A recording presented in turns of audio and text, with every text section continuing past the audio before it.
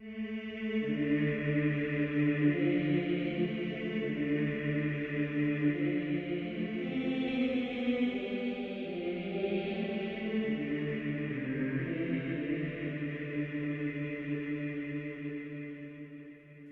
Retro Gamers, welcome to part 2 of the podcast of time, Present Day Hyrule, on Smashing Bricks episode 23, The Legend of Zelda Ocarina of Time.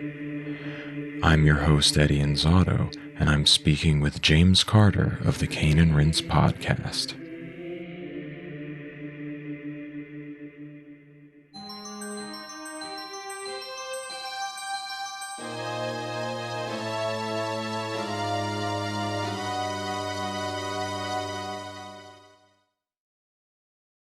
Yeah, so we played it. How'd it go for you? This is my most exciting moment, is to hear from the Ocarina of Time newbie. Freshman, yeah, went. absolutely. So you got into the game. So first thing that happened was I had a conversation with you about the best way to play this. Right. Given that I didn't have the 3DS copy I originally tried playing it on more than a decade ago, but I still had my 3DS, and I did have a Switch with the Nintendo Online and expansion pack subscription that I would need to play it, and you sort of said either would work, but given you've already got the online with expansion pass, play it that way. I got to Hyrule Field and was like, I'm not doing this. Really? So I gave up on it there. The controls, so maybe had I had an N64 controller for it, it might have made more sense. But my brain was doing something where I had to not only try and picture how the controls were on the N64 controller, but then try and translate them onto the Switch. I was really struggling. Oh, because it had the on-screen buttons. Yeah, it just didn't make a great deal of sense. I was trying to work out how it was, and it's like they are emulated ROMs, essentially. They've got them working, they work great. This is not a knock against that. But when Nintendo actually go back and remaster or remake something, they put in all of that extra work, because the thing with Nintendo games, as you well know, is their hardware is there's always quirks. There's something weird about it. You know, it's got two screens or 3D, or it's got, you know, a weird controller or motion controls, and that doesn't necessarily transfer straight to something that has dual analog sticks, 16 button layout controller. It doesn't really necessarily transfer all that easily, so it requires some actual creative input to work out how to best, you know, a lot of technical expertise goes into how to design control schemes, and you would need that sort of expertise to port it over, and my brain, it just wasn't working for my brain. So what were you having to do? Like press down on the right stick to do down C and left, but it was still showing the picture of a C button on the screen? Yeah, so, well, the first thing is the right stick does nothing. Oh, as you'd expect in theory. You know, the controls versus what they are in the 3DS are not that different, but it was just messing with my brain enough that every time I wanted to do something, every time I wanted to aim the catapult, just like a person who's never used dual analog sticks ever before would point it down at the ground or up at the ceiling, or I cannot explain. So the only other time I've had something like this was back to back. I played Beyond Good and Evil HD when that came out on the 360, and then Cane and Lynch. And those two games back to back did something that completely broke my brain out of inverting my y-axis when I played games. I used to play inverted, played those two games, and could not play inverted anymore. I had to switch it over to, and it was doing something like that where I just couldn't get my head around the controls. It felt onerous in a way that I thought, this is going to impact my enjoyment of the game. And so I dusted off my 3DS, went to Amazon and bought a 3DS Essentials version, or whatever it is, the kind of $20 version of the game that PlayStation and Nintendo used to do, and when the game was classic status, and Xbox actually for a while as well, and ended up playing on 3DS because native controls for that They're still clunky in spots, but they're native at least. What it's telling me to do on screen is what I'm expected to do with my hands. And it's still weird because it's in that era of 3D games where control schemes were completely bespoke game to game. There was no sort of established convention, and some stuff is intuitive and you get used to it, and some stuff's not, and it takes a bit longer. But so first thing I did was quit the game basically, and that's it. Move over to 3DS, and 3DS has its own problems. Where I've got a 3DS XL. I don't know how I ever thought that was a comfy console to play on. It gives me hand cramps now in the way that the Switch, if I'm not playing with a Pro Controller or a grip of some kind on, gives me hand cramps in weird places. Not very ergonomic system to use. It's kind of small and cramped, which makes sense for a handheld, obviously. But yeah, boxy as well, and sort of digs into your hands in weird spots. So yeah. So this is an awful foundation for trying to experience this game and get some joy out of it. But what happened when you finally did get into it? Yeah, so by the time I was playing it on 3DS, this was my third time through the opening sort of forest area, the Deku Tree, and then getting out onto Hyrule Field. And so I knew where I was going, what I was doing. Each time I played it, I swear I did things in a different order or like didn't quite link things together exactly the same. But I think what I started to realize on that third time through was I'm finding stuff now that I hadn't found before, whether that was I went into the Lost Forest and found a target that I could shoot and get an upgrade to the amount of seeds I could carry, which I had no idea was there, and then promptly came out, looked at the two other options for places to go and thought, I'll just head back out before I actually get lost in here. But yeah, just, going up on top of buildings, round the back of buildings, you're always going to find things which you know to expect from playing video games for years and years. But just the degree to which, I've only played the opening sort of maybe 30 minutes of the game, and I'm finding things on the third time playing through it that I hadn't seen before. That was quite surprising to me. And I think the kind of takeaway from this game I have is there's something slightly magical about this game in that I swear I felt like I was stumbling onto things that must be main mission critical, like the hook shot. I don't remember, I must have been told at some point where to go to find the hook shot, because you need it to get into the forest temple. But I don't remember being explicitly told, and it feels like I stumbled across something. So it really is game design magic about leading you to where you need to go. Obviously on the 3DS you've got the map up at all times, and they do have sort of flashing icons telling you where you can go and do something. But there's a lot of real subtle stuff as well about leading you. Sometimes not so much when an owl just hoots and turns its head upside down and tells you to go to the castle. That's fairly direct. But it's just the combination of ways that they lead you through this game, despite the fact that it feels open and like you're stumbling onto stuff all the time.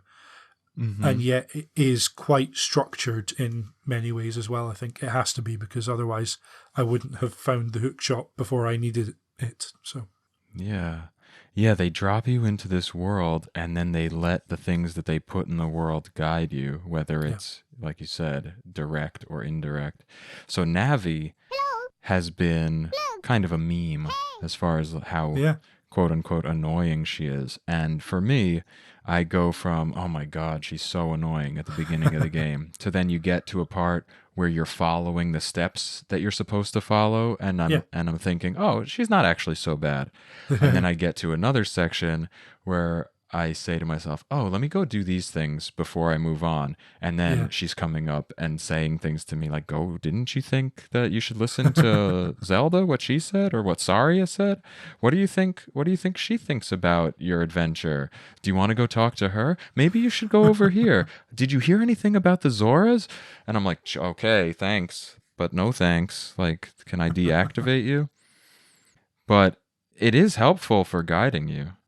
Yeah, no, it definitely is. I definitely tried to avoid interacting with Navi every time it gave me a prompt to do that. Yeah, you can just leave it. for that reason, I kind of felt like if I need a prompt, I'll use the prompt that you're giving me, but I won't otherwise. Yeah, it's like an optional hint system, as long as you know that Navi interjecting is not integral to the story, that it's there for you to choose to interact with. That's a great way to look at it.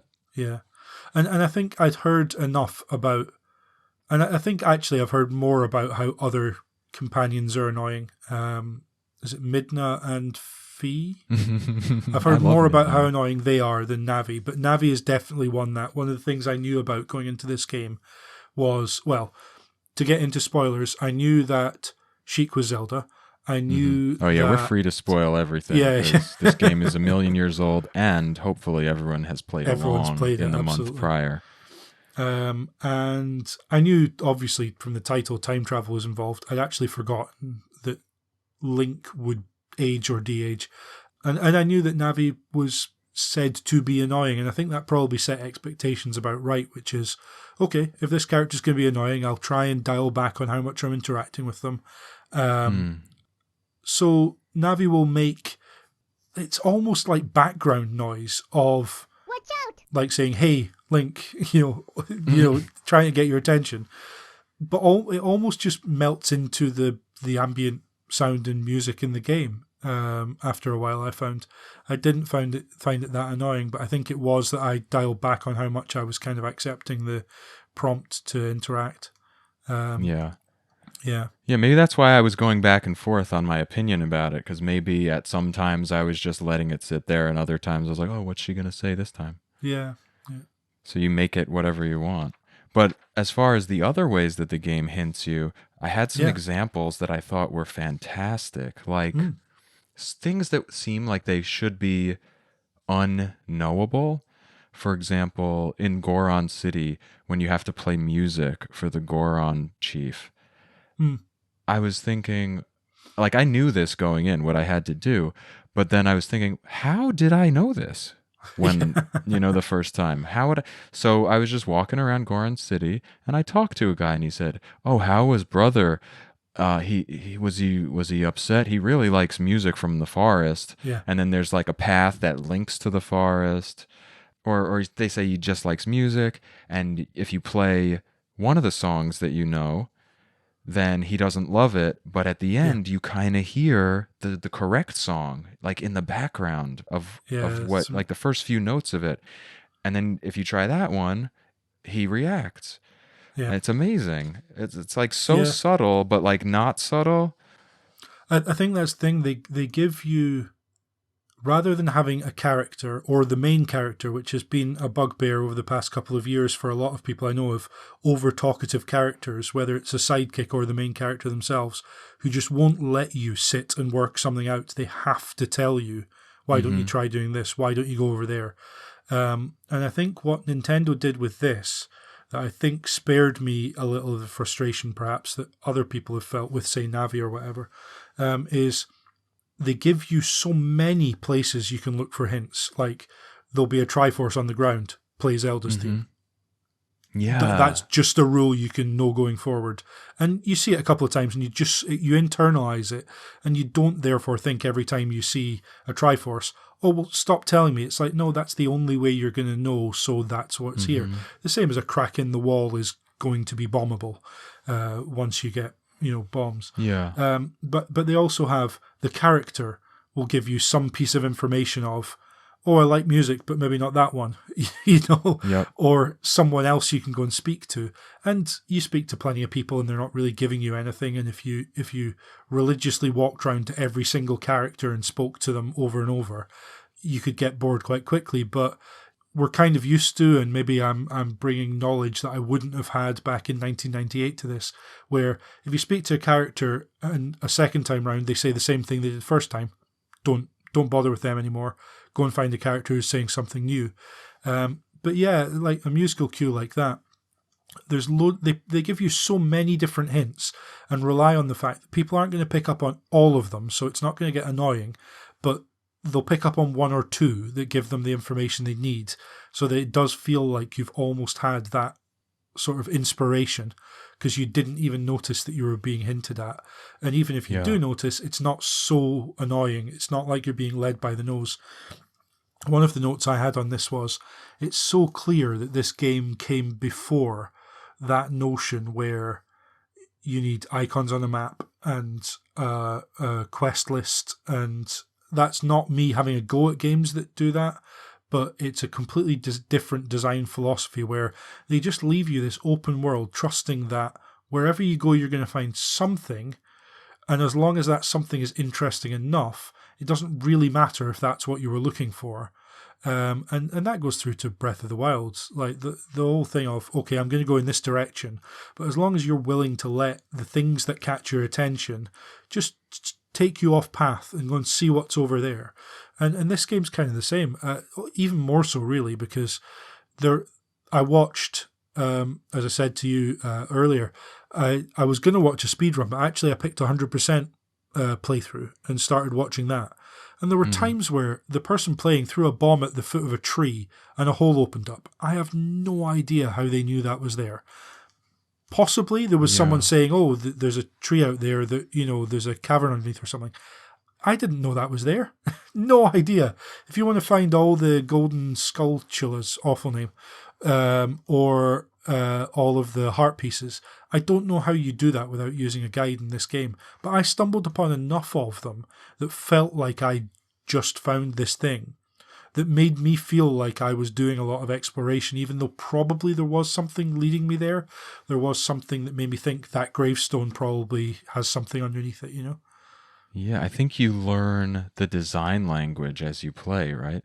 Like, you learn that certain things are capable of hiding secrets, so you check those things. Like, the bombable walls is an amazing example because the first time you saw that, you saw a crack in the wall, it's telling you explicitly, bomb here, and it will open up. But you've never thought of that as saying too much. You thought of that as noticing an element of the environment and figuring this is how to interact with it. Yeah. And that translates to boxes that you should roll into because something might pop out of them, or soft soil that you should put a bean in because it's going to take you somewhere. Or if you see butterflies hovering over the tall grass, walk there because you'll probably fall in a hole. Or did you know that one? Because that's another one of the cues. Like, if there are butterflies somewhere, it usually means there's a hole or something, or a bomb. Where was it? It was fairly early on in the game where you've got a couple of the plants that shoot rocks at you, and then there's a patch of grass there where I ended up falling in a hole and I spotted there were butterflies over the top of it. So I tried to keep an eye out. I've no doubt that I missed a load of those, but yeah. And speaking to the bombable wall and the boxes, the first time you encounter those, either you don't have bombs, so you might spot, well, there's something to come back to. So it doesn't feel like you're being bashed over the head by, you need to do something here. It feels more like it's teasing for, oh, when I get bombs, I can come back here and open this up. And with boxes, it was the cuckoo quest, where you have to go and gather up all the cuckoos, that you learn that, oh, there's one around the corner because I can hear it. And then as you're going to get one up on the hill, you hear one coming from a box. You then realize, and if you try and sort of break the box with your sword, I think it didn't work. You had to roll into it, which then tells you, oh, now I know, if I didn't before, I can roll into these boxes and there will be something inside, because you're explicitly shown that that's the case.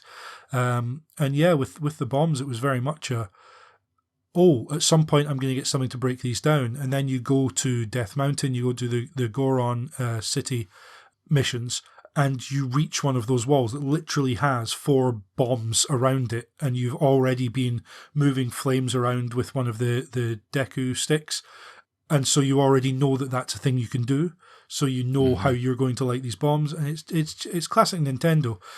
Mario would be the classic example of this.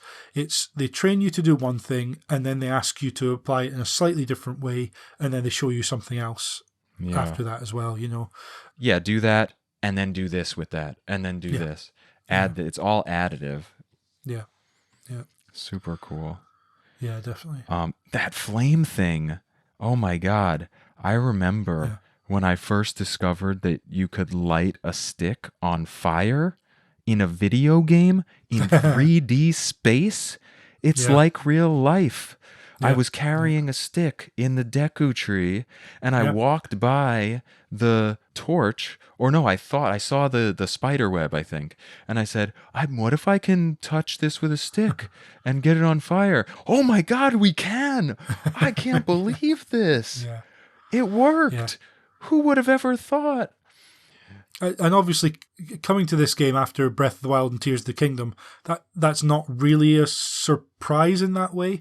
But Yeah, of thinking course about, not. at the time, yeah, that would have been a moment where you just put the controller down and absolutely just lost it for a moment, right? Because Yeah. it's not that no games had done anything like that, but with this game, all of it is that sort of thing. It's originating a lot of that stuff. Yeah, there are rooms where you can just climb up a fence and go straight through the ceiling. And at one point I found myself thinking, how the heck would I know to do that? That's ridiculous. And then I realized I've got the lens of truth. So I could probably have angled up and seen. But also, I was in a room where I could do nothing else. The first Right. time I had to do that, I literally got locked in a room that there was nothing else in except a fence I could climb, so I was going to have to climb it. And worst case scenario, I climb up all the way around different parts of the fence and eventually stumble into the bit where I can climb up through the ceiling. And so they have this way of making you feel like you've intuited something, whereas actually you were kind of given no option but to discover it. Yeah. Yeah, it's really smart. It's incredible. Like, you can't do anything else, so just putz around in there until you figure it out. Yeah. It's like an escape room, which I love. Yeah. And a lot of times you'll need particular items, and they will suddenly be given to you a lot Yeah. more in the vicinity. Another thing in the Goron city, for example, you have to light a bunch of torches, and you talk to a Goron who's standing there, and he says, "Oh, there aren't a lot of forest things here," which is also ties into that other mention of the forest. Yeah. But I hid a stick in somewhere around here. I can't remember. And there's a pot right near him, and every time you break it, without fail, it gives a stick.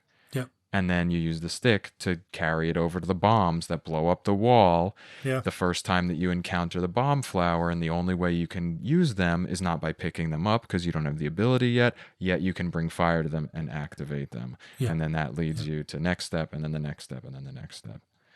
Yeah. Or Really good. another room in one of the later temples where you had to bomb something that was through the other side of some bars, and you couldn't throw anything or shoot anything through there, but you had I forget what they're called, the mouse bombs that kind of run along, and you can use those. Bomb chews. How would you know to use those? Of course it is, because Pikachu. How would you know to use those? Well, there's one literally in the chest in that room. And right.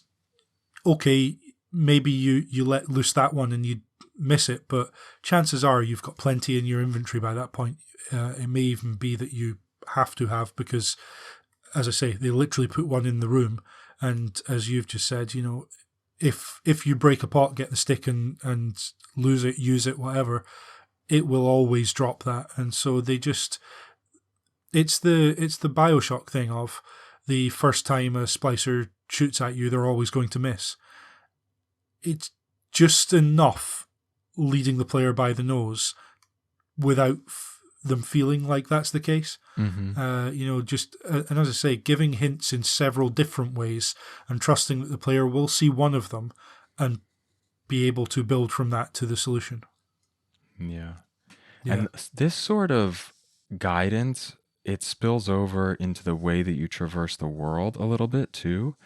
Like, for example, so it's an open world, right? So you have to walk everywhere. There's no fast traveling. If you have to go back to the forest from the castle, you have to walk there. Or if you have to go from Goron City to the lake, you have to get there. They eventually put in some warps that are linked and they have the cues that tell you where they're linked to. But also sometimes you hit dead ends. Like even right at the beginning of the game, you get to Zelda after you Yeah. do the awful stealth sequence, which I don't know if you agree with me on that, but I hate the stealth sequences in these Zelda games. But you get through, you have this conversation, you advance the story, you get your quest, and now you're stuck in there. You don't want to walk back out through the way you came Yeah. in. So she says, "Oh, talk to Impa, and she'll take you outside." And she Yeah. puts you all the way back to where you want to be, or you climb all the way up to the top of Death Mountain after you Yeah. complete the Dodongo's Cavern, because they recommend that you go up there and visit the Great Fairy now that you have the bomb that can unlock that area, much like a Metroidvania, which actually stole from Zelda to begin with. Yeah. And you bomb your way up there and you travel up because you got the shield that a character said you should probably have a shield that's going to help you because it won't get Yeah. burnt and you can protect yourself from these rocks. And you go up there, you finally get up there, you see the owl, he says, be clever, find the Great Fairy. You bomb this new wall that doesn't look like any wall you've ever seen before. You get the Great Fairy thing. Now you're stuck on the top of the mountain. Who wants to walk down? He says, I'll just fly you down. Yeah. And you end up right back in Kakariko Village. Yeah. And obviously there's other ways to do that. We've mentioned Dark Souls a few times. There are Elden Ring, another good example. You'll come out the back of a boss encounter. Sometimes it's just a warp point back to the beginning with like the caves and stuff in Elden Ring. And sometimes it's leading you on to the next area. And sometimes there's a route back out, loop around a shortcut type thing. So there's different ways to do it. But in this case, they acknowledged that was going to be a problem and solved it. They found a story reason. Even with the bosses, obviously, you've got the blue sort of circle that you go into after you've defeated the boss and it will take you back out. And at a certain point through the game, you could just play the ocarina and warp out. But give the players multiple ways to do that, and then fewer players will even try to walk their way back out because they'll realize that they've got other options. Yeah, that's amazing. The more we talk about the design of this game, the more and more I see Dark Souls and Elden Ring in it. Oh, in the early part of the game, you can't warp. In the late part of the game, you can. Oh, at the end of this area, you step into the thing and it takes you back to the beginning. Oh, in the catacombs, you touch the little thing and it takes you back to the beginning. So funny. You just mentioned the bosses, though, and I wanted to ask you, I wanted to get into some of a big part of Zelda games. It's still a big part of some of the earlier Zelda games that you were a fan of, but not so much anymore, although I haven't fully checked out Tears of the Kingdom. But Breath of the Wild, for example, dungeons were not like a super big thing. But in all of the 3D Zeldas and Link to the Past, the dungeons were super important. And we know also that this game was initially designed with the combat in mind. So what are your thoughts on the dungeons, the dungeon design, the bosses, and the combat? Like that arc of gameplay that I think is very, very central to Zelda games. And I feel like it's super important to a lot of the biggest Zelda fans. It's like all about the dungeons in some people's minds. What about for you? Yeah, so A Link Between Worlds was the game that tried to change things up in terms of you weren't going to be given the item that you needed for the specific dungeon. You could go to the dungeons in any order, and therefore you wouldn't know which item you needed. So they put in like the item rental thing, which was, I remember at the launch of that game, kind of like that was a new thing for Zelda. This was really odd that they would do this. It's the only one. Yeah, but it was playing with the formula, and I think obviously with Ocarina of Time, the formula, you kind of know to expect certain items. You know to expect the boomerang, the hook shot, the obviously sword and shield. And so going into each dungeon, it was kind of a nice sort of, oh, here's the item I need for this dungeon. Either the forest, you need the hook shot to get in there, so you kind of know to expect that. But yeah, the dungeons were, as puzzles, far more interesting to me than as combat spaces. I think part of that is the controls, even on 3DS, can be clunky. Certainly, having played Tears of the Kingdom this year, I don't do a massive amount of combat in that. I tend to sneak past enemies if I can, but I can much more fluidly control combat in that than I can in this game. It just feels like there's one too many button presses to get what I need to happen in some cases. But as puzzle spaces, including some of the fights that are kind of puzzly as well, as puzzle spaces, that moment of looking around the room, like going in the room and not moving because you don't want to trigger anything, looking around the room, working out what you've already learned in the dungeon and what you are going to now try and do here, just understanding that they're going to ask you to build on what you've already done each time makes a huge amount of sense. And the fact that the dungeons are themed in that way, there's always going to be a kind of a theme to each dungeon, and not just in terms of one's fire, one's water or ice, but in terms of the style of puzzle, the style of way you're tackling it is going to be different.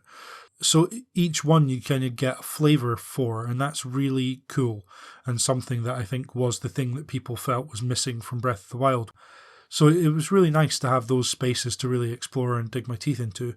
That said, when I got stuck in the water temple, I absolutely pulled up a guide because, again, one of the things I knew about this game was water temples a pain, so I didn't even let myself get frustrated.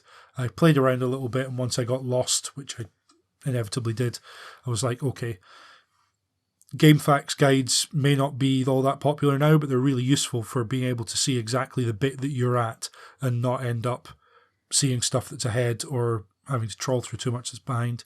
You can kind of zip to where you need to be, which is really handy. Mm-hmm. Control F, baby. Absolutely. So yeah, I think the dungeons I appreciated more as puzzle spaces than I did as combat spaces. Well, I think that's absolutely what they are. Yeah. And I think combat I can kind of explain talking about the first boss really.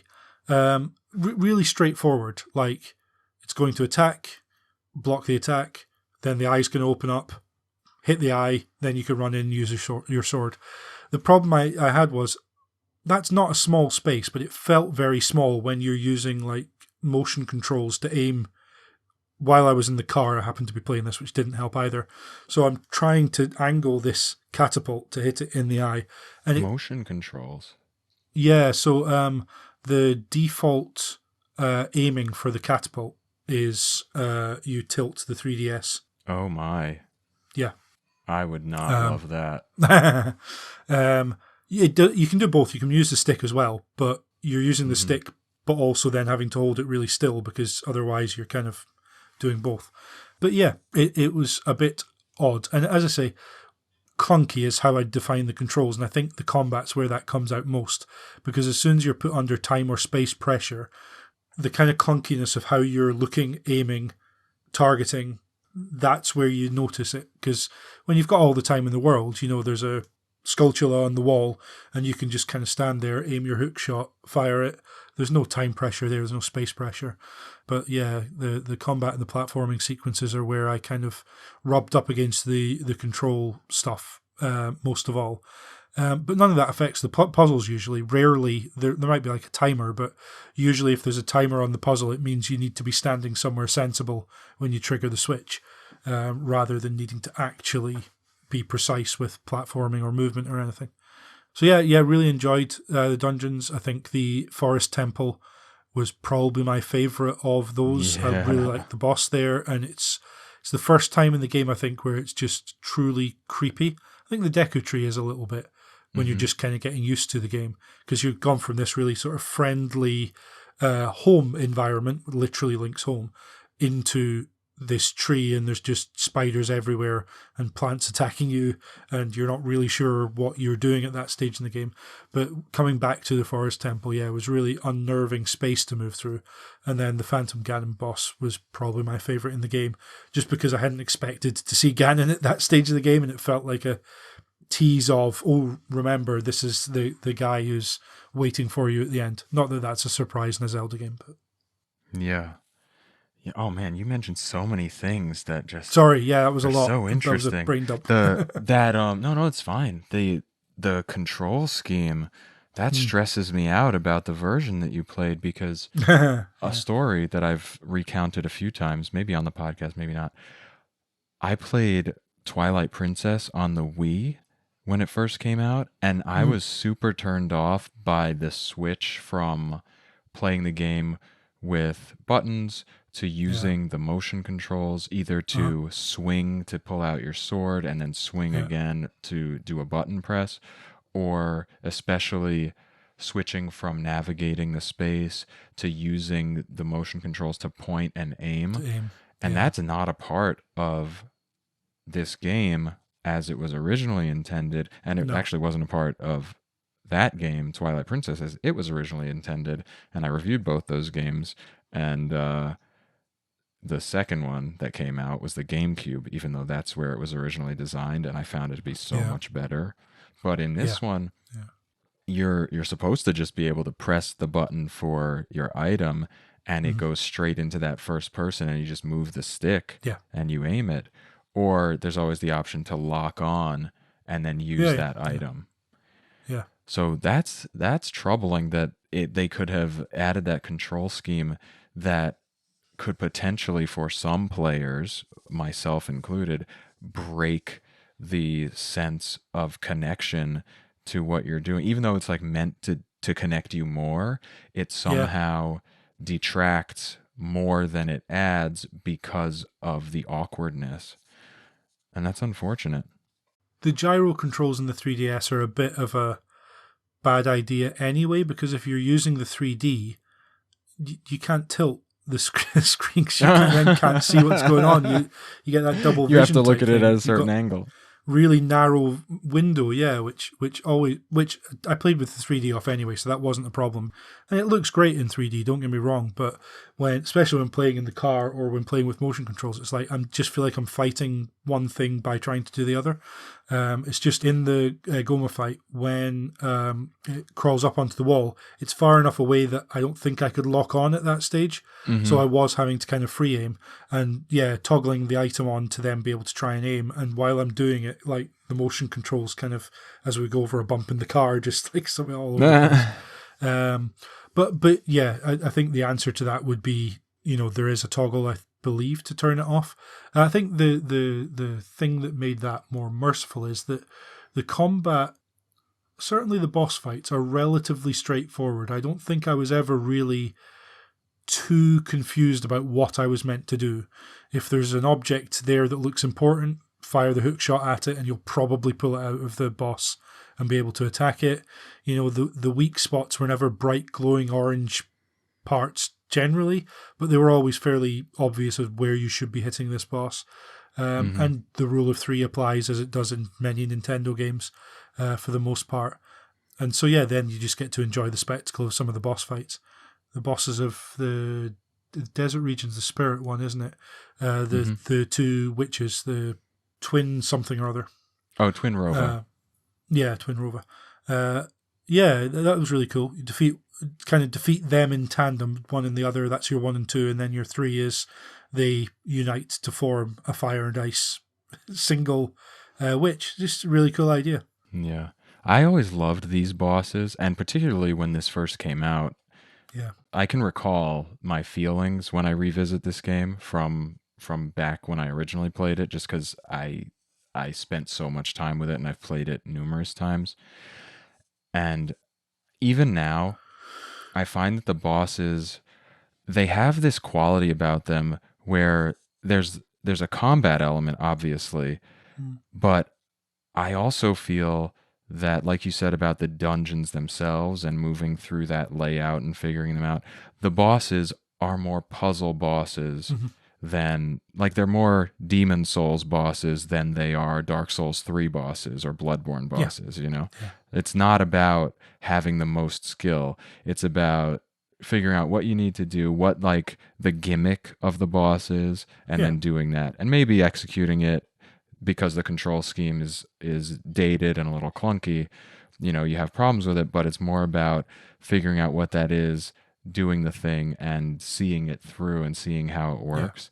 And at the time, not only was that interesting, like that was in Link to the Past also, but at the time, seeing these spectacular 3D models in the room with you was epic.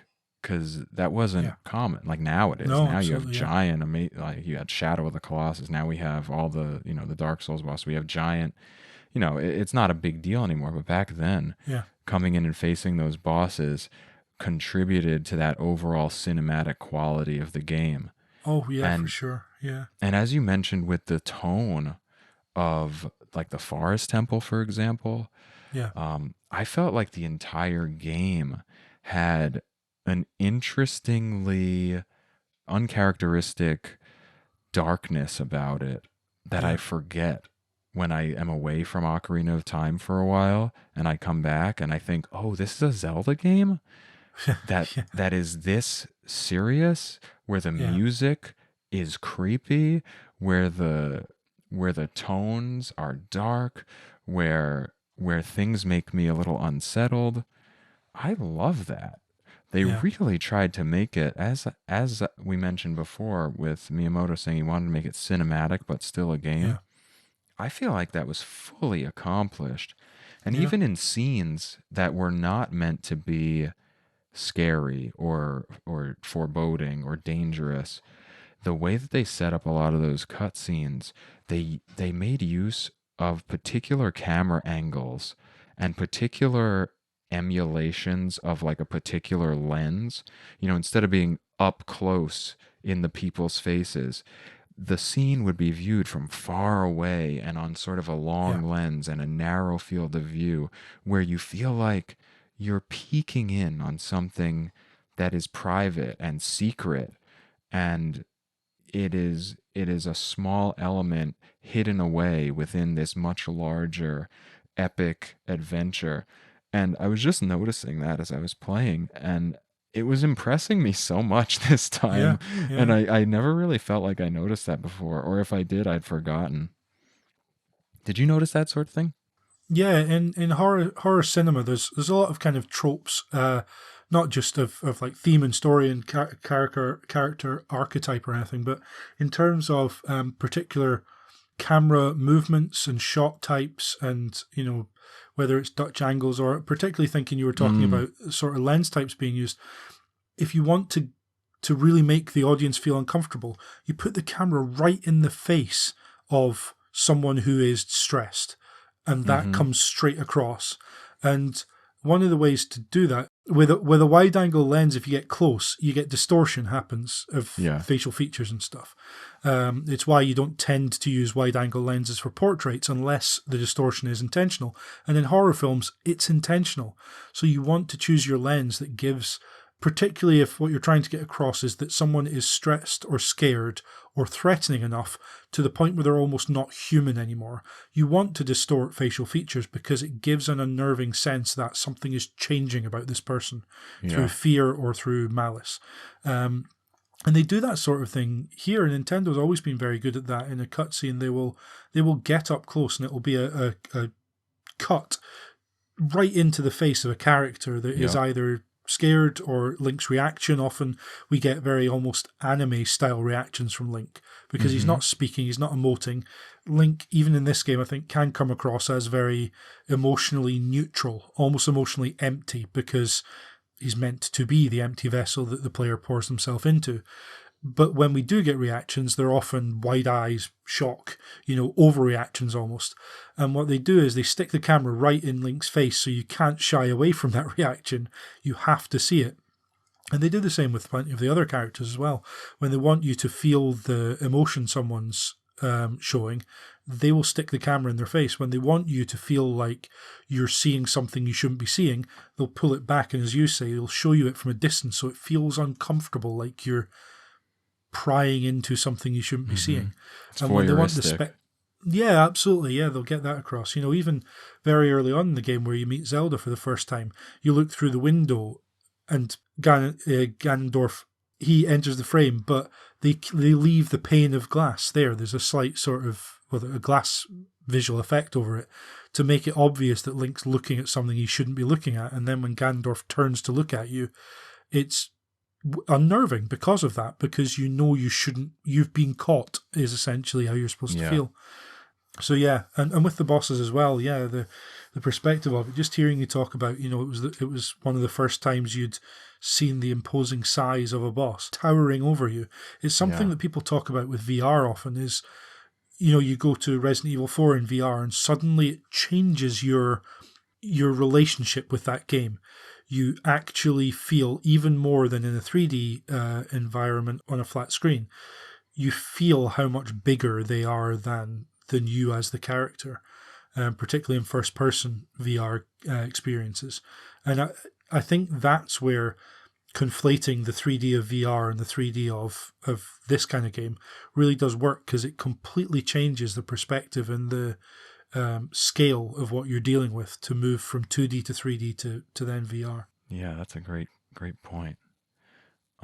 So it's while we're talking about cameras, Hmm. I want to step back to the mechanical interaction with the camera in this game. How was it for you? Where the camera, I assume that in the version you played, the Hmm. camera works pretty much the same, where it just does its thing, and your only control is to use the trigger to Yeah, position it behind you. How did that yeah, work out for yeah. you? It's about what I expected for a early 3D game. I think it worked better for me than Mario 64 did, I think. Hmm. Um, it's one of those, I was thinking about it today because I want to say it's a bit too micromanagey. Like I'm always having to nurse the camera back to my view whenever I'm doing something precise. Where if I'm going to walk along a fairly narrow Mm. walkway, I need the camera to be right behind me, so I'm tapping the shoulders to get it in line. And anytime it kind of steps out, I need to get it back, which is ridiculous because the solution I'd ask for is, can you just give me control of the camera, please, on the right stick? Which is the definition of micromanaging, is I want to be in control of this at all times. Yeah. But it feels like no games control like that. And there's something to be said for a game having a bespoke control scheme that you have to learn as you go. And it's part of learning the mechanics is learning the controls. But that just isn't something we really face nowadays. You learn the mechanics as you play the game, but the controls are probably one of a couple of different control schemes. And going back to this, it is to a great degree, you are learning this control scheme from scratch. And that introduces, for someone who's not in the mindset of that's every game, as we would have been 25 years ago, a barrier. It absolutely is a barrier, I think. It certainly is for Mm. me, and I think I'm safe to say it will be for a lot of people, particularly if they've never had any experience of tank controls or early 3D games where cameras do weird things, or you don't have control of the camera at all potentially. Yeah. Early 3D always does that, I think. Yeah, absolutely. Yeah, I had trouble with it. I played this game a million times, and Yeah, even going back to it, one thing that is just epically frustrating is, as you mentioned, trying to navigate a narrow walkway or trying to aim Link's nose in the direction that I'm planning to make a jump. I yeah, have to move the stick a little bit, press the Z button to straighten the camera, see if I'm lined up. Oh, no, I'm a little off. Wiggle yeah, him around a little again, Z it up. Okay, now I'm lined up. And sometimes yeah, that takes like 4 tries.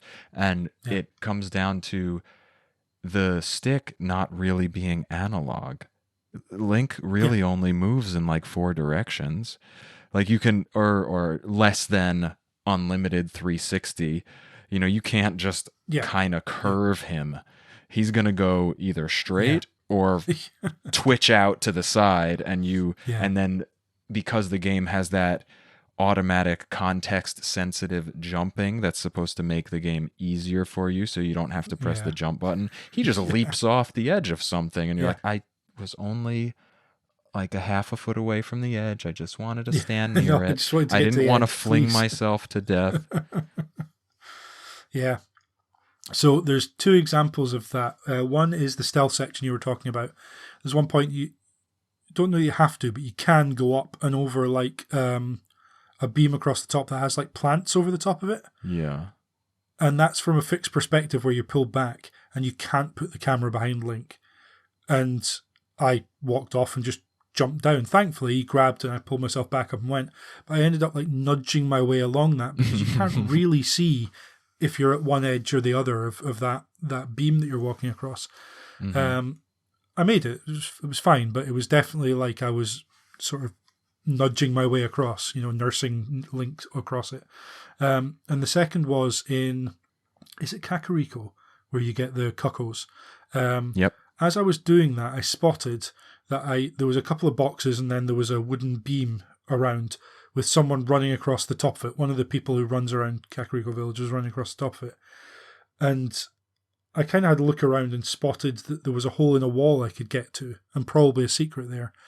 So after embarrassingly long time of working out how I could get the cuckoo up onto one box, to jump up, to grab it again, to throw it up, to get up, to have it drop off the edge, to do the whole thing again like 4 times, I finally got to the point where I could jump across onto that beam. I jumped across, and the person running just ran straight into me and pushed me off. And I thought, okay, that's fine. That's the trick, is wait until they've gone and then follow them around, don't bump into them. Did it again, got the timing right, then tried to push, because this person was going to run to the edge of that beam and then come back. There's a time-sensitive pressure there. There's also a space pressure, because I don't have much wiggle room, as you say. You kind of need to get Link lined up. Try to line Link up, push forward, walked off the edge. Then it took me another 3 tries to get back up to that point. In the end, I gave up. And I don't think that's because, I knew what I was supposed to be doing. It's just a matter of I hadn't mastered controls enough. Maybe if I went back now at the other end of the game, 30 hours worth of experiencing it, maybe I'd find that easier. But knowing me in 3D platforming just doesn't quite work for me. And so I would try something a couple of times. And unless I absolutely had to do a piece of platforming for progression in the game, generally, if it didn't work within a couple of tries, I was just like, no, I'm not able to make Link do what I know he should be doing sort of well enough to do this. And that's a bit frustrating. Yeah, I definitely feel like that was the biggest knock against this game for me. And when you look at the next home console that a Zelda game was on, this problem was completely remedied, and remedied to such a degree that it felt like the smoothest silk to move around in Wind Waker while moving the camera, and running on a curve, walking on a thin thing, adjusting the camera by 2 degrees on a 360 so that you're still going straight. And it just wasn't there with Ocarina of Time. But back in the day, we dealt with it because it was 3D for the first time, and it was amazing for the first time. But coming back, that definitely does not age well. Even though I found the combat to age well, because it just feels like a primitive Dark Souls still to me. And I was like, oh, this is great. Yeah. I'm just going to do my backflips and my side flips and my jump attacks and my slashes, and it all works. I got my block button. I got my item button. This is great. Yeah. And actually, I find myself doing better with it now, after having played so much of the Souls games, that I have more patience. Whereas in the past, it was like you're trying to do things more frantically. But now I'm just like, no, just wait. Yeah. Yeah, it definitely gets across that deliberate nature of it. Like, if you're not sure what you're doing, block, find space, take your time, work it out. Don't just do something. And absolutely. There's no chip damage unless they're shooting fire at you, and they're going to burn your shield. Yeah, absolutely. In which case, definitely don't be using the Deku Shield. I will say that's something else I enjoyed, actually, the items. So, not managing the items, because on 3DS, you've got your X and Y item, and then you've got your 1 and 2 item that are all down on the lower screen that you can kind of touch to use the 1 and 2, and obviously X and Y are mapped to the buttons. That's an extra one. Which is handy for stuff that you don't need in combat, but you want access to, like a bottle, a jar, or whatever you might need particular times. There's an awful lot of juggling items and changing gear items out and stuff like that I feel like nowadays would be done more smoothly, whether it be a radial menu or something, just something where it can be a bit more intuitive sort of 2-button presses and you've switched the boots you're wearing or something like that, Yeah. as opposed to having to go into the menu, select the item, select the slot, that kind of thing. Just gets a little bit fiddly. When you talk about going into the menu and switching items out to buttons, that prior to Ocarina of Time, and even past Ocarina of Time in Wind Waker, in Twilight Princess, in like the majority of Zelda games, that was still a main part of the gameplay. And it was in Link to the Past also.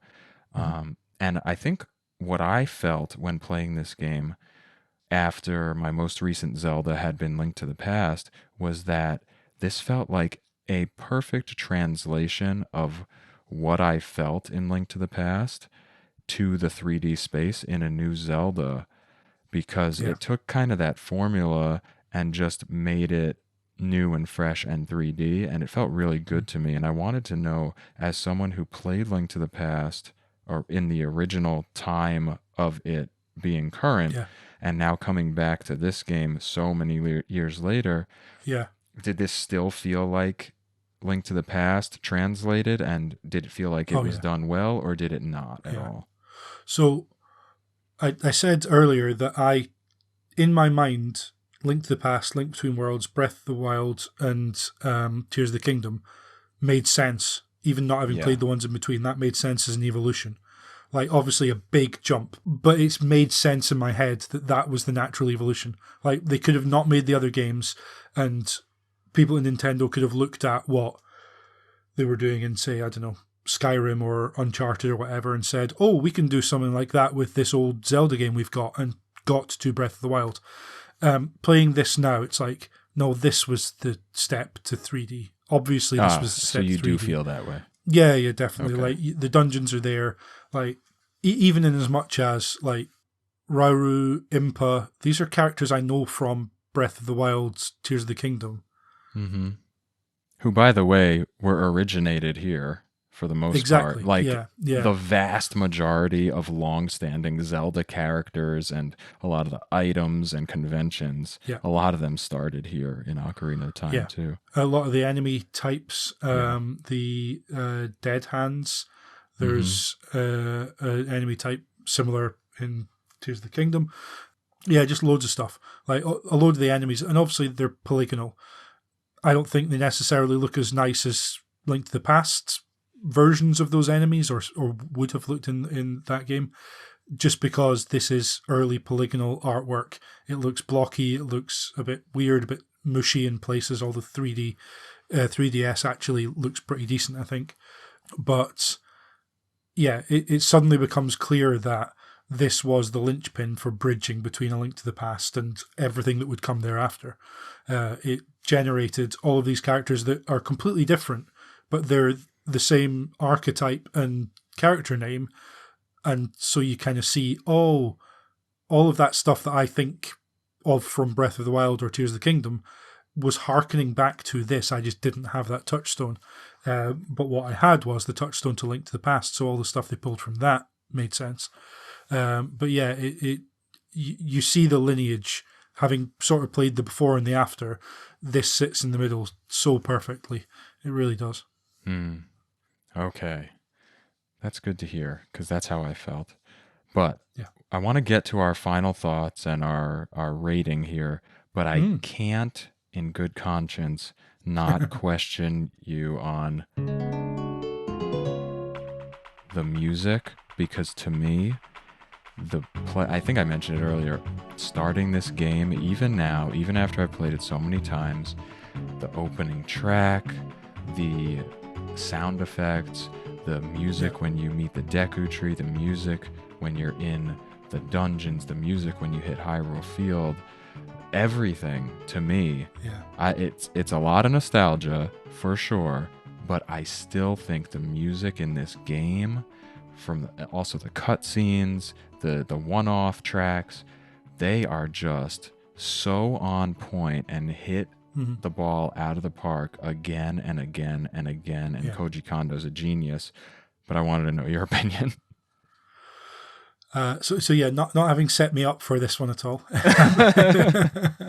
So you can say, I didn't really think it was that special. It's so I'll preface this with, I was notorious for not going on. So Kane and Rince had a sister podcast that's on hiatus and has been for a number of years now, called Sound of Play, where we would play 8, 9, 10 tracks.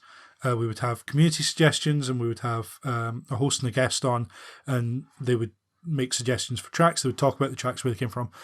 I very rarely volunteered to be on that because kind of the line I would always have on Kane and Rince podcasts was, I only tend to notice the music if it's really, really bad or astonishingly good.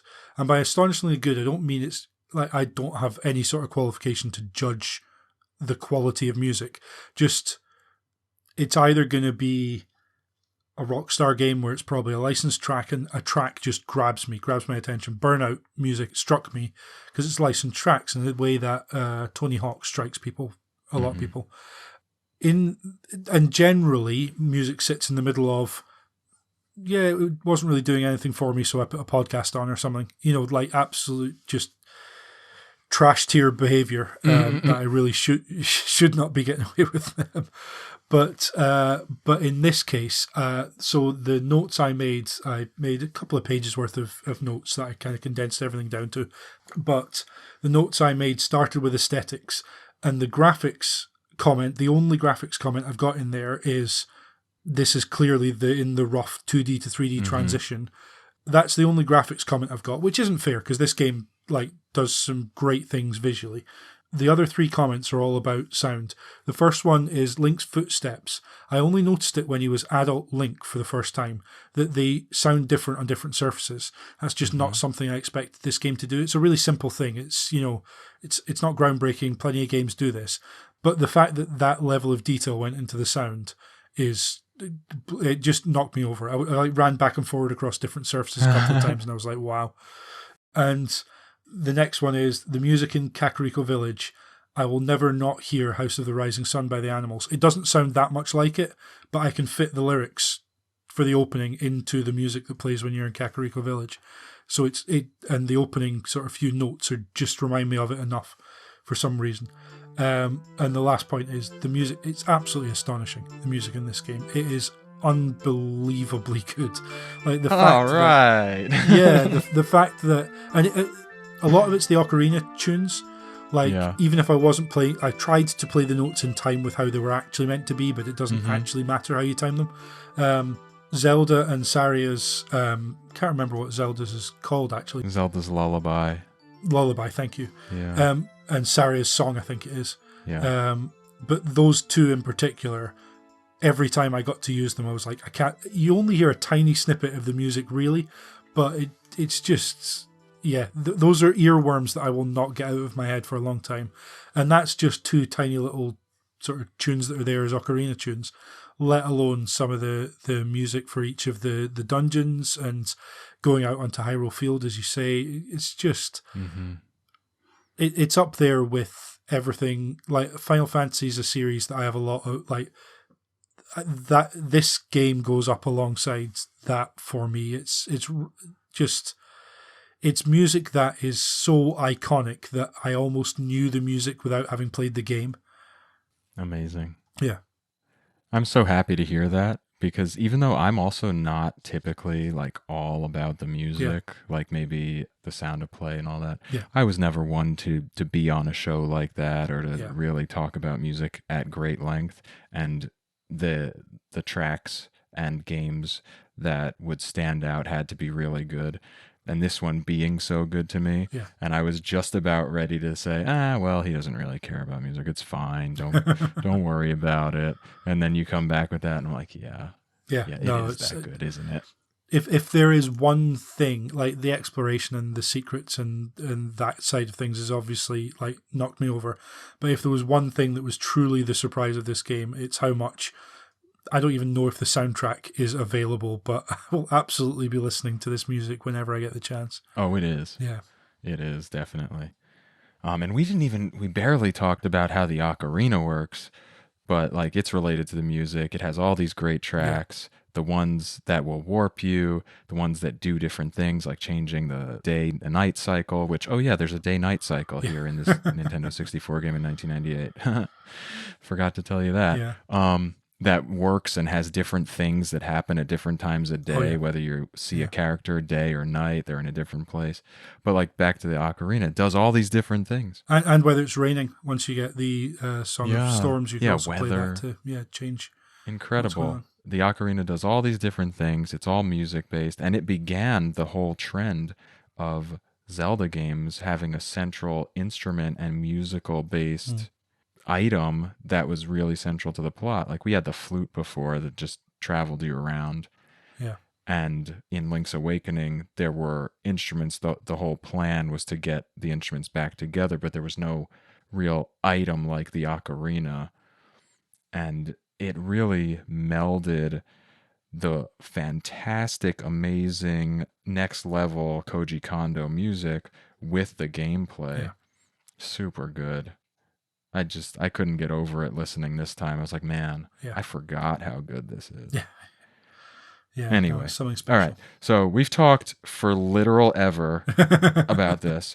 I want to get us to our final thoughts and ultimate decision on this game, because on Smashing Bricks, the idea is to revisit games that are either nostalgic for us or that we've never played, in your case, and decide whether they were worth revisiting and whether someone else should go revisit them in 2023 and beyond. So, James, I would like to know what your final summary is and whether you think this is a smash, meaning it is worth revisiting, or if it's not, then is it a brick? So, what do you think? So, my final thoughts are, I had to wrestle with this game just to get to the point of playing it. Having started it a decade ago and kind of dropping it, having tried it on the Switch with the controls just messing with me, and then playing it on the 3DS. It was absolutely worth sticking with this and getting to the point where I could experience the game and enjoy the game. I think where I have a question mark over it is there are aspects of it that are just, this is the age of the game, this is the time that this game was developed. We heard, a lot about the era that it was being made in. They were literally writing the book on how these games were going to go moving forward. And so there's aspects of it that absolutely have now been superseded in terms of controls, in terms of, I think, a little bit combat. Game design has changed as well, although this game obviously influences a lot of that. And I think that aspect, the game design, holds up most of all, that and the music. The only hesitation I have about recommending it is this would be a no-brainer if they did a full I'm going to say remaster, because Nintendo seems shy of calling something a remake. They almost dial back the expectation on that. Like Metroid Prime was remastered. Was that really a remake? Probably, but they seem to err on the side of caution with that. We've had Wind Waker HD. We have had them remake games, or at least port them and spruce them up. And with that comes, just like for Ocarina of Time 3D, comes someone will take a look at the controls and change how that works and make it something certainly more suited to the system that it's been ported to, but also more modern. Can't speak to how Skyward Sword fared in that respect, but there would be some level of attention put on that. And if that happened, I would dive straight back into this, no hesitations. On the 3DS, it's a bit of a harder ask for me to do that. And on the Switch expansion pack for the N64 emulation, that would not be how I'd want to play this game, because it would be too much getting in the way of my enjoying it. But that said, the 3DS version was available for £20, $20, I guess. And if you have access to a 3DS or a 2DS, it's modern enough to be able to play. All the prompts on screen are there. It's got lots of different hints. We talked about the different ways the game invites you to work out what's going on and doesn't leave you stranded. So there's so much about the game design that is forward-thinking, is absolutely up there with the best of what's around today, that I can't say that someone shouldn't try to play this if they have any interest in playing it. I think that's where I come out on it. Everyone should, if they are at all interested, find a way to play this game. I think the 3DS is probably the recommended way I would, but I just hope that in a few years' time, Nintendo on Switch 2 have a new version of this game that people can come to and enjoy every bit as much as Eddie, you did back when it first came out. So does that mean a smash. That's a smash? A smash. Absolutely, yeah, it's a smash. Okay. There's no way so it's not. My goodness, just you putting the idea of a remaster, like if they completely redid the game, just shot for shot, beat for beat, in new graphics with modern controls, like we'd be seeing another, is this one of the greatest things ever made again? Yeah, absolutely. I would be so into that because my only problems are with the sluggish controls. Yeah. And that would be completely eliminated. Yeah. Now, I played this with the Nintendo 64 controller this time, which had its own problems because that stick was terrible. I said the directional movement was not truly analog for this game. A lot of people might complain that it runs at 20 frames per second. I don't particularly give a hoot. But my goodness, this game, I think, has to be a smash also because it is an all-timer. It's a Hall of Fame game. It's the top of Metacritic. And even if it has some of these struggles, I think it did something really special that still survives in, if not its moment-to-moment gameplay, in its mood, in the tale that it tells, in the experience of embodying this adventurer in this particular world on this particular quest and going through these areas and meeting these characters. It just stands the test of time for me, for sure. I could talk about this for like 10 hours, to be honest. Go through the whole game, minute for minute, talking about everything. I don't even think that it is the best Zelda game simply to play. The later games, they've corrected the controls. They've made them basically better versions of this. Like Twilight Princess, for example, on the GameCube. It is essentially the remake of this in a way. It just has a different set of scenarios, a different set of situations, but you have mostly the same thing and a weird wolf section. But if they just simply even just took this game and made it the Twilight Princess version of it, even that would be enough to bring it into the modern era, because the modern 3D game control era was only just around the corner when this came out. And if it just got past that hump, it would be playable forever, like in perpetuity. It would be ageless and timeless. Now, I think it's ageless and timeless for when it was released and what it did for the industry and what it did for the people who played it at that particular time. But it has those physical limitations in the controls and the interface with it. Yeah. But regardless, it's 100% a smash for me. And I used to think it was the best, and I actually knocked it down a little bit after I replayed it in 2020. But somehow this time, I feel like bumping it back up. It's difficult, isn't it? It's always difficult to compare games within a series, but games over generations, different hardware, different controllers, different eras of technology all round.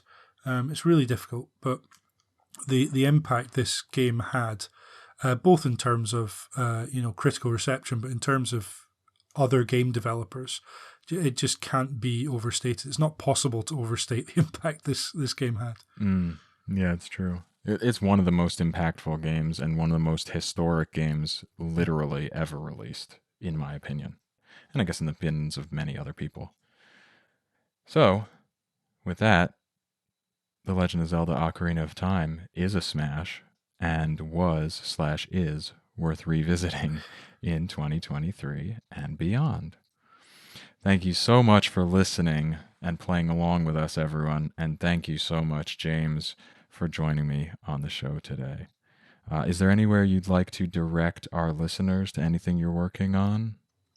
Well, first of all, thank you very much for having me on. It's been an absolute pleasure to catch up after 10 years or so. Pleasure is all mine, sir.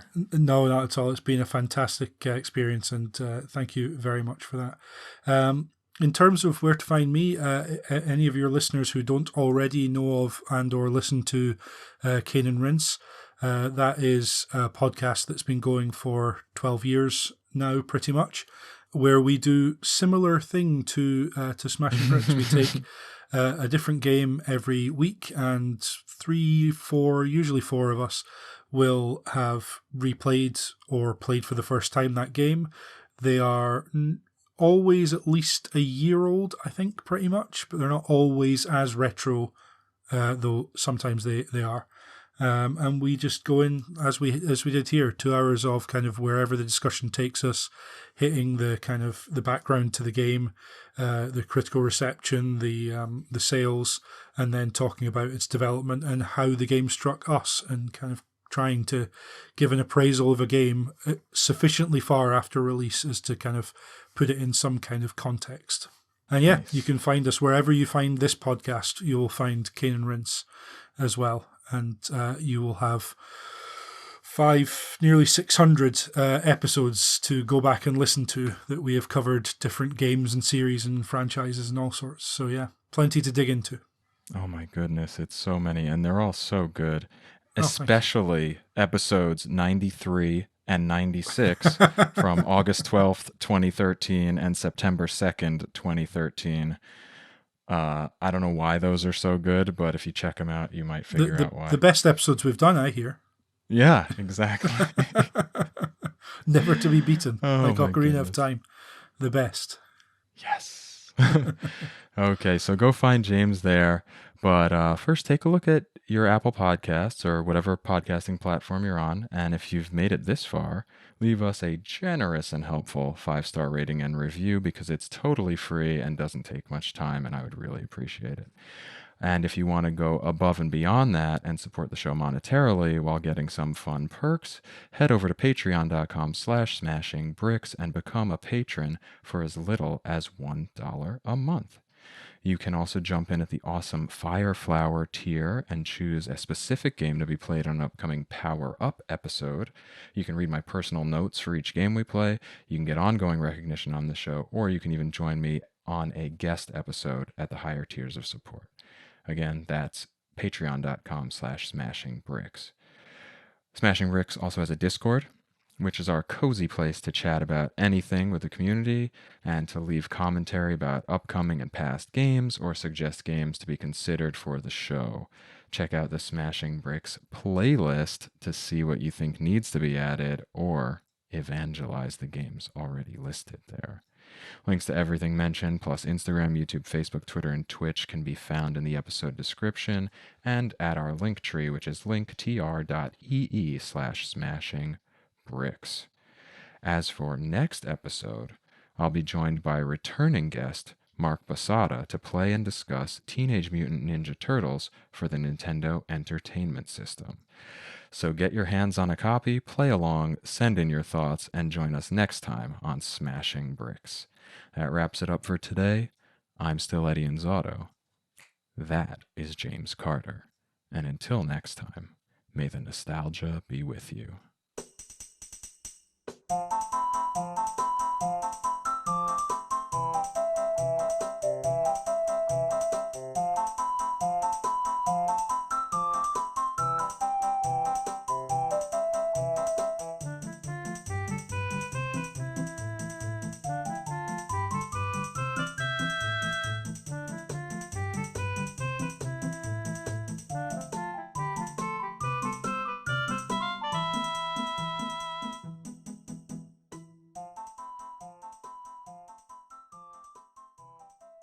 Toshio I can't say Iwawaki.